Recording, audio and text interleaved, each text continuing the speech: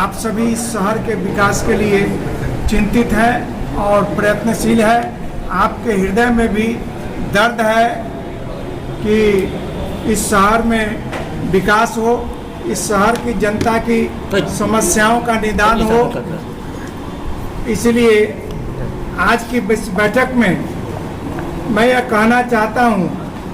कि अभी जो वर्तमान मेयर हैं और पूर्व के जो भी मेयर थे सुरेश कुमार जी, वो उन सभी को इतना ही नहीं, पिछले 20 वर्षों से नगर निगम को विकास के रास्ते से हटा करके अपने स्वार्थ पूर्ति का अड्डा बनाए हुए इस नगर के अभी जो वर्तमान विधायक हैं वो नगर निगम को स्वार्थ हेतु पूर्ति का अड्डा बनाए हैं। मेयर को गलत रास्ता दिखाते हैं, गलत राय देते हैं और इसी नाते पूर्व के 4.5 वर्षों में भी पूर्व मेयर श्री सुरेश कुमार जी परेशान रहे।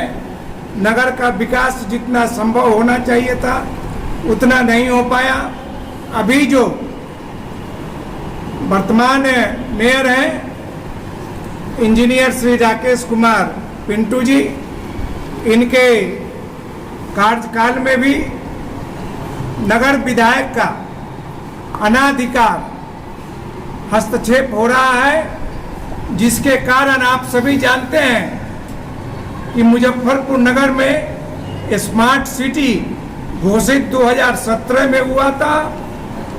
और पिछले 2020 में पूरा शहर जलमग्न था। इसमें भी वर्तमान जो नगर विधायक हैं इनकी चाल थी, क्योंकि उनको जवाब देना चाहिए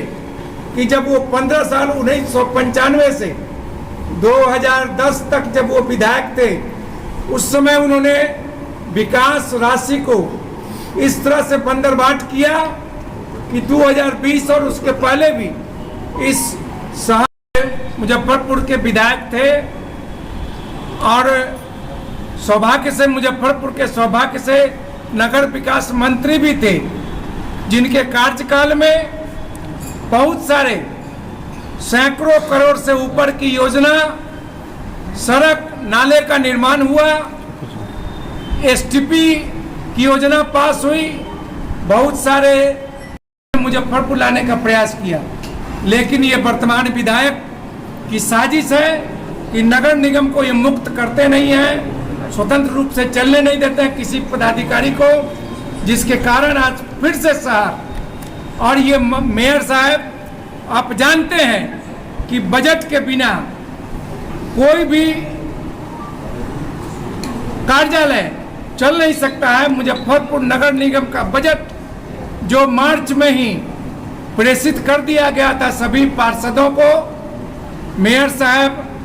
उपमेयर सभी को, लेकिन फिर भी उसके लिए अत्यंत आवश्यक बैठक जो अविलंब होनी चाहिए थी वो नहीं हो पाई। ये मेयर साहब इसमें पूरी तरह से असफल रहे और उसके बाद भी जो बैठक हुई उसमें विधायक के जो कुछ गुर्गे पार्षद हैं, विधायक के जो लठैत हैं, उन्होंने उस मीटिंग को भंग करने का प्रयास किया।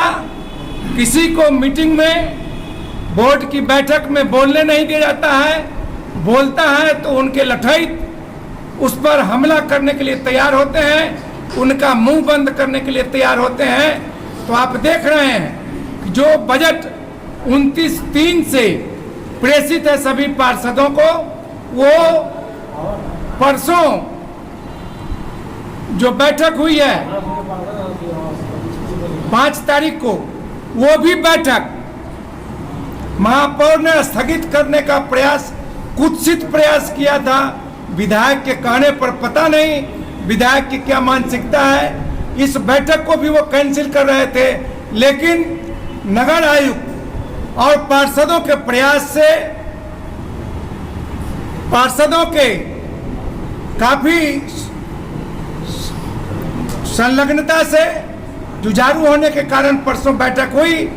उस मेयर साहब ने, जिन्होंने अपने कलम से उस बैठक को स्थगित किया था, पता नहीं किन कारणों से क्या सद्बुद्धि हुई कि बैठक में आए, महापौर जी भी आए, लेकिन बैठक को सिर्फ बजट पारित करने के लिए कुछ उसका डिटेल नहीं दिया गया। डिटेल प्रेषित था, पार्षदों को मालूम थी कि बजट में क्या क्या समावेश किया गया है, किन किन भागों में क्या क्या सूचना है। फिर भी उस पर बिना कोई डिस्कशन के 5 मिनट के अंदर उन्होंने बजट को सबों से पारित किया, उसके समर्थन में हाथ उठवा करके पारित करा लिया और तुरंत ही बिना पार्षदों की राय से। बड़ी हास्यास्पद बात है कि आप कत्ल करो तो कोई बात नहीं, हम आ भी बढ़ते हैं तो हो जाते हैं बदनाम। मैं आपको याद दिलाना चाहूं कि जैसा संदीप जी ने भी प्रश्न किया कि मार्च महीना में क्यों नहीं आप लोग बजट के लिए प्रयास करते हैं, तो चूंकि एमएलसी चुनाव और बोचहा चुनाव के लेके कुछ ऐसी गाइडलाइन थी जिस कारण बोर्ड की बैठक नहीं हो पा रही। पुनः 5/3 को जो बैठक हुई वो आधी अधूरी बैठक हुई और उसके बाद अस्थाई समिति से बजट को पास किया गया। 19 अप्रैल को जिस दिन की तथाकथित बोर्ड की बैठक, जो कि एक अंतर्द्वंद और कहिए कि बिना सफलतापूर्वक अंजाम दिए हुए उस बैठक को क्रियान्वित करने की कोशिश की गई, उस बैठक की शुरुआत होते ही जैसे पहला एजेंडा होता है कि पूर्व की बैठक का संपुष्टि, तो महापौर महोदय, आप तमाम मीडिया कर्मी में जो भी साथी मौजूद रहे होंगे,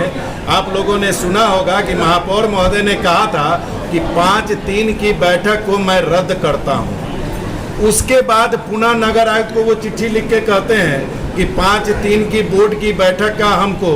चाहिए एजेंडा ऑफ प्रोसीडिंग 80D। आपका प्रश्न मूल प्रश्न है कि संवैधानिक संकट उत्पन्न हो गया। 8 फरवरी 2021 को सुन लीजिए, 8 फरवरी 2021 को एक बोर्ड की बैठक हुई थी आम्रपाली ऑडिटोरियम में। उस बोर्ड की बैठक में महापौर, तत्कालीन महापौर सुरेश कुमार, होल्डिंग टैक्स को निजी एजेंसी के हाथों देने की बात थी और उन्होंने उस प्रस्ताव को छोड़ के बीच में उठ के चले गए, यह कहते हुए कि बैठक को हम स्थगित करते हैं। वर्तमान नगर विधायक, उस समय भी नगर विधायक थे, हम सभी पार्षद, हम हैं, चाहे केपी पप्पू जी हैं, चाहे शाहनवाज खातून जी हैं, अजय ओझा जी हैं, हम लोग तमाम लोगों ने, हसन भाई हैं, हम तमाम लोगों ने उस समय भी जब मांग किया कि नहीं, इस एजेंडा पे बहस होना चाहिए, उस दिन का भी आप लोग सीडी मांगिए नगर निगम से और विजेंद्र जी से पूछिए। उस समय बैठ के जब वो बैठक को चालू रखवाते हैं, कंटिन्यू करवाते हैं, तो संविधान संकट नहीं होता है। मैं इसीलिए कहा कि आप हत्या भी करो कोई बात नहीं, और हम आ भी भरते हैं तो हो जाते हैं बदनाम। कौन सा नंद कुमार साहब, नंदू बाबू, केपी पप्पू जी, अजय ओझा जी, नगर आयुक्त का घर बनने का था। जितने भी एजेंडे पास हुए, सभी वार्डों में 15-15 लाख की योजना देनी थी, सभी वार्डों में 1-1 करोड़ का 7 निश्चय के तहत योजना पास होनी थी।